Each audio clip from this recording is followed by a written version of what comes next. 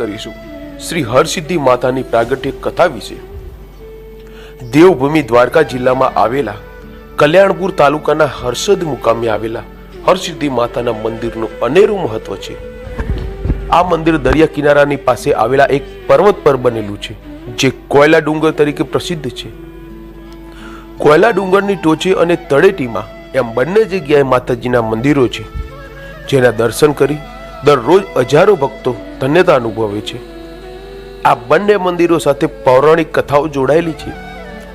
હરસિદ્ધિ માને હર્ષલ, હર્ષદ, હર્ષત, સિકોતર અને વહાણવટી માતા જેવા નામો દ્વારા ઓળખાય છે। તેઓ ભગવાન શ્રી કૃષ્ણના કુળદેવી પણ છે। શ્રી કૃષ્ણ ભગવાનના કુળદેવી કહેવાતા હરસિદ્ધિ માતાનું કોયલા ડુંગર પર પ્રગટ્ય કેવી રીતે થયું તેની કથા જાણીએ। કે બેટ દ્વારકામાં રહેતા રાક્ષસ શંખાસુરને હણવા માટે ભગવાન શ્રી કૃષ્ણએ તેમના કુળદેવી હરસિદ્ધિ માતાની કોયલા ડુંગર પાસે પૂજા અર્ચના કરી।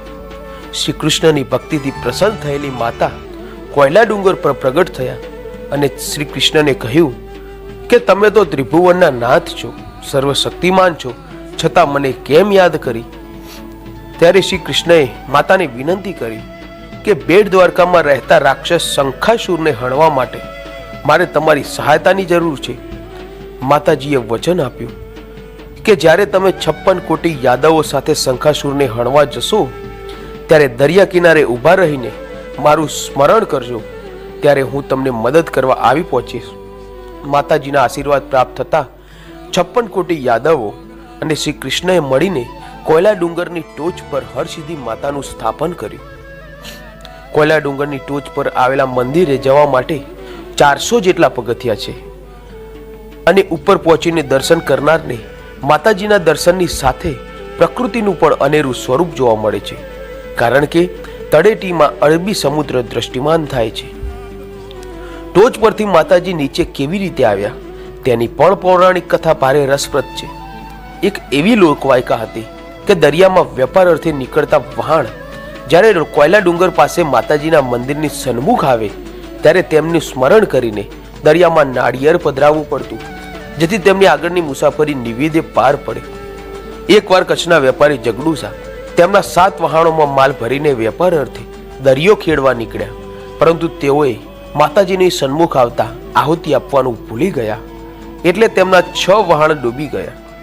7મું વહાણ બચાવી લેવા માટે જગડુસાએ માતાજીને ભાવભરી પ્રાર્થના કરી, જેનાથી માતાજી પ્રસન્ન થયા અને વરદાન માંગવા કહ્યું। તે જ સમયે જગડુસાએ કહ્યું કે માતાજી, તમે ડુંગરની ટોચ પરથી તળેટીમાં પધારો અને આજ પછી કોઈના વહાણ ડૂબે નહીં તેવું કરો।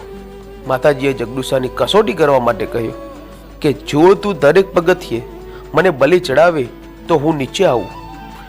જગડુસાએ માતાજીની શરત માન્ય રાખી અને દરેક પગથિયે એક પશુની બલિ આપતા ગયા, પણ છેલ્લા 4 પગથિયા બાકી હતા ત્યારે બલિ ખૂટી ગયા, એટલે જગડુસાએ પોતાના દીકરા 2 પત્નીઓની બલિ આપી અને છેલ્લા પગથિયે પોતાની બલિ આપી।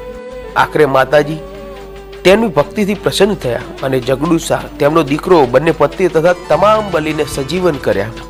ત્યારબાદ જગડુસાએ માતાજીનું મંદિર તળેટીમાં બંધાવ્યું। આજે પણ આ મંદિરનું ભારે મહત્વ છે। બીજી પણ એક લોકવાયકા એવી છે કે મહારાજ વિક્રમાદિત્યએ તપશ્ચર્યા કરીને દેવીને પ્રસન્ન કર્યા અને તેમને પોતાની સાથે ઉજ્જૈન લઈ ગયા। આમ માતાજીનો વાસ રાત્રિ દરમિયાન ઉજ્જૈનના હરસિદ્ધ મંદિરમાં અને દિવસ દરમિયાન દ્વારકા જિલ્લાના હરસિદ્ધ મંદિરમાં હોય છે। માતાજી અહીં પધારે તે વખતે હિંડોળાનો અવાજ આવે ત્યારબાદ જ આરતી કરવામાં આવે છે અને ત્યારબાદ જ દર્શન થાય છે। બંને મંદિરોના મુખ્ય પીઠ પર સરખા મંત્ર તેમજ પાછળની દેવની મૂર્તિઓ લગભગ સરખી જ છે। તો મિત્રો, આશા રાખું છું કે આ વિડીયો તમને પસંદ આવ્યો હશે। મિત્રો, આવી જ નવી કથાઓ તથા રોચક વાતો જોવા માટે આજે જ અમારી આ ચેનલ A1 ગુજરાતીને સબસ્ક્રાઇબ કરો અને બાજુમાં આવેલા નોટિફિકેશન બેલને ઓન કરો। ધન્યવાદ।